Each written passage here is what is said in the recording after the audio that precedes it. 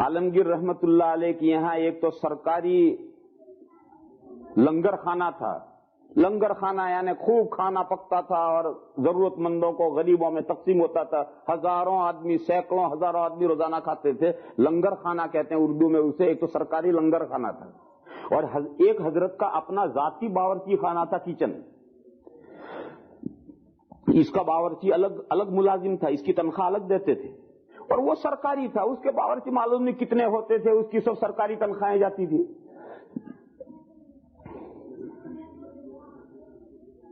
صورتحال یہ تھی کہ حضرت کے ذاتی باورچی خانے میں جو بھی ملازم آ کر رہتا تھا وہ چند دنوں میں اپنے ٹرانسفر کروا لیتا تھا اور وہ سرکاری باورچی خانے میں چلا جاتا تھا. حضرت کے یہاں کوئی باورچی رکتا ہی نہیں تھا.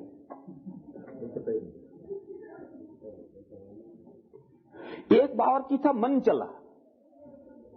اس نے سوچا کہ یہ کیا بات ہے، بادشاہ کے یہاں کوئی باورچی کیوں نہیں ٹکتا، میں جا کر کے جاب کروں گا اور میں نوکری کروں گا، دیکھوں کیوں نہیں ٹکتا. خیر اس نے درخواست دی کہ حضور میں آپ کا کھانا پکانا چاہتا ہوں. عالمگیر رحمت اللہ علیہ نے کہا کہ بھئی ہمارے یہاں 1 مہینہ زیادہ باورچی ٹکتا ہے اور پھر بھاگ جاتا ہے اور سرکاری لنگر خانے میں چلا جاتا ہے، تم بھی یہی کرو گے. اس نے کہا نہیں حضور میں تو مروں گا وہاں تک یہیں رہوں گا، جاؤں گا نہیں. حضرت نے کہا بولو عہد و پیمان ہے. اس نے عہد و پیمان کر لیے. خیر باورچی رہ گیا. اب حضرت عالمگیر رحمت اللہ علیہ کا طریقہ یہ تھا کہ روزانہ 1 سیر تول کر کھچڑی پکتی تھی.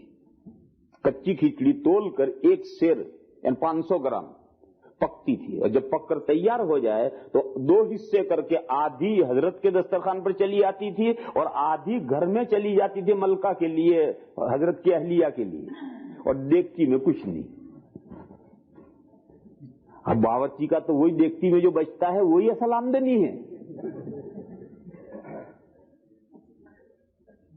تو روز کا یہی معمول کہ 1 سیر کھچڑی پکتی ہے، آدھی وہاں چلی گئی، وہ عالمگیر رحمت اللہ علیہ نے کھا لی، وہاں پلیٹ میں کچھ نہیں بچا، آدھا گھر میں چلا گیا، وہ وہاں ختم ہو گیا. باورچی صاحب بیٹھے.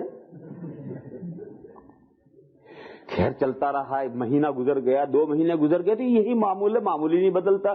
اب یہ اونچے نیچے ہوئے ہیں، اب وہاں لنگر خانے میں ٹرانسفر کروانا ہے، مگر عہد و پیمان کر چکے ہیں، ٹرانسفر کروائیں کیسے؟ تو اس نے سوچا کہ ایسی حرکت کرو کہ بادشاہ سلامت خود ہی غصے ہو جائیں اور ناراض ہو کر کے بھگا دے، بھاگ یہاں سے. تو ایک دن ایسا کیا کہ کھچڑی میں نمک ہی نہیں ڈالا. ایسی بے عنوانی کرے گا جب تو ناراض ہوگا نا بادشاہ، نمک ہی نہیں ڈالا. خیر نمک نہیں ڈالا، آدھا وہاں چلا گیا، آدھا بادشاہ کے سامنے آیا. عالمگیر رحمت اللہ علیہ نے پوری کھچڑی کھا لی اور کچھ نہیں بولے. کوئی چہرے پر شکن بھی نہیں پڑا، نمک منگوایا بھی نہیں، کھا لی پوری. برتن اٹھ کے چلے گئے. اب اس نے سوچا کہ یہ تو بلڈ پریشر کے مریض ہیں، یہ تو بغیر نمک کا کھاتے ہیں، ان کو تو نمک کے بغیر بھی اچھا لگتا ہے. لہذا یہ ترکیب تو پھیل گئی. 5-7 روز کے بعد میں 2-3 گنا نمک ڈال دی.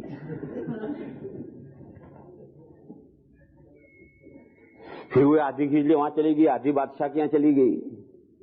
اب کے حضرت نے ایک لقمہ اٹھا کر کھایا تو ایک نظر اسے دیکھا اور کچھ نہیں کہا، کھاتے رہے، پوری کھا لی. اب یہ سوچتا کہ یہ ترکیب بھی پھیل گئی. جب برتن اٹھانے کے لیے آیا تو اس سے یہ کہا کہ کل 1.5 سیر کھچڑی پکائی ہو اور جتنی گھر میں جاتی ہے اتنی گھر میں بھیجیو اور باقی ساری میرے یہاں لے آئی.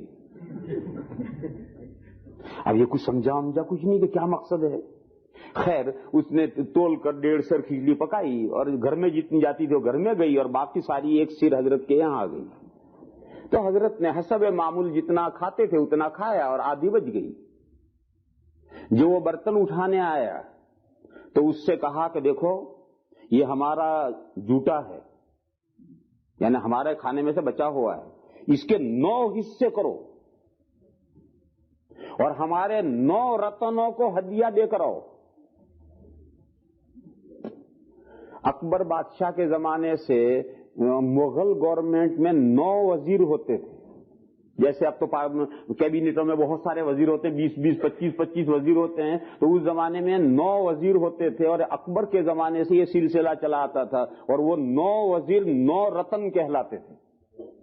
تو عالمگیر رحمت اللہ علیہ کی گورنمنٹ کے بھی 9 وزیر تھے، وہ 9 رتن کہلاتے تھے۔ تو یہ کہا کہ یہ جو ہماری بچی ہوئی کھچڑی ہے، اس کے 9 حصے کر کے ہمارے 9 رتنوں کو ایک ایک وزیر کو یہ ہدیہ دے کر آؤ، یہ ہمارا جھوٹا ہے۔ تو حضرت عالمگیر رحمت اللہ علیہ نے کہا کہ دیکھو یہ ہمارا جھوٹا ہے، اس کے 9 حصے کرو اور ہمارے 9 رتنوں کو ہدیہ دے کر آؤ۔ چنانچہ اس نے حصے کیے۔ اب یہیں سے بات پہنچی اور تمام وزیروں کو پتا چل گیا کہ آج بادشاہ عالمگیر رحمت اللہ علیہ کا بچا ہوا ہمارے یہاں ہدیہ آ رہا ہے۔ تو جب یہ باورچی پلیٹ میں رکھ کر، اس 9واں حصہ پلیٹ میں رکھ کر، بڑے خونچے میں رکھ کر، سجا کر، جو طریقے تھے اس زمانے میں نوابوں کے شاہی طریقے، اور سر پہ اٹھا کر احترام کے ساتھ لے کر ہدیہ پہنچا ہے، تو ہر وزیر نے گھر سے 1 فرلانگ آگے چل کر اس ہدیے کا استقبال کیا ہے، اور اس باورچی کو خوشی میں 1 لاکھ روپیہ ہر وزیر نے ہدیہ دیا ہے کہ آج اتنا قیمتی ہدیہ ہمارے گھر لایا یہ۔ تو 9 کے یہاں ہدیہ گیا، 9 لاکھ مل گئے۔ خیر واپس آیا، فارغ ہو گیا۔ بادشاہ سلامت نے پوچھا بھئی دیا ہے سب کو؟ اس نے کہا حضور دیا ہے۔ بادشاہ نے کہا ہمارے رتنوں نے کچھ دیا بھی تجھے؟ تو اس نے کہا حضور اتنا دیا ہے کہ میری تو 10 نسلوں تک کے لیے کافی ہے۔ تو بادشاہ نے کہا پھر نمک ٹھیک سے ڈالا کرو۔ بس اتنا ہی جملہ کہا کہ پھر آگے نمک ٹھیک سے ڈالا کرو۔